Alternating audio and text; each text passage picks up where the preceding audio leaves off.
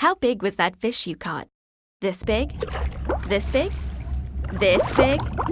Without photographic evidence, there's nothing that proves you caught a whopper. And that's been true since the dawn of fishing.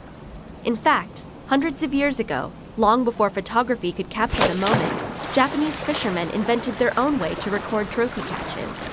They called it gyotaku.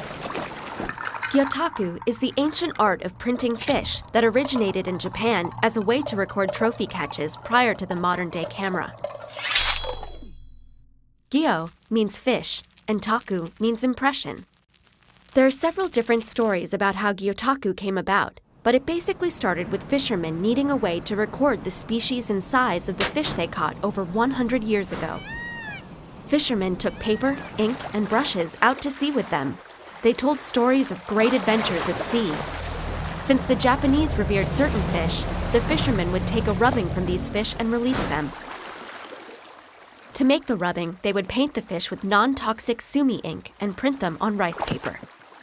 This way, they could be released or cleaned and sold at market. The first prints like this were for records only, with no extra details. It wasn't until the mid-1800s that they began painting eye details and other embellishments onto the prints. One famous nobleman, Lord Sakai, was an avid fisherman, and when he made a large catch, he wanted to preserve the memory of the large red sea bream. To do so, he commissioned a fisherman to print his catch. After this, many fishermen would bring their gyotaku prints to Lord Sakai, and if he liked their work, he would hire them to print for him. Many prints hung in the palace during the Edo period. After this period, gyotaku was not as popular and began to fade away. Today, gyotaku has become a popular art form enjoyed by many, and the prints are said to bring good luck to the fishermen, but the art form is quite different than it used to be. Most artists today learn on their own by trial and error. Before the artist begins to print, the fish needs to be prepared for printing.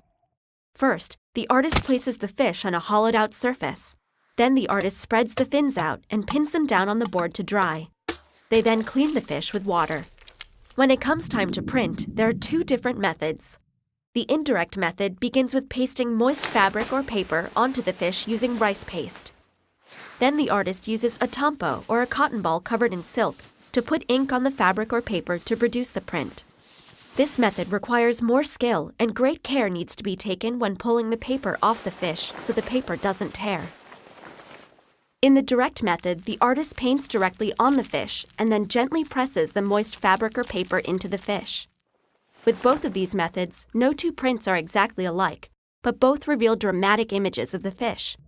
For the final touch, the artist uses a chop or stamp and signs their work, and can hold it up to say, the fish was exactly this big.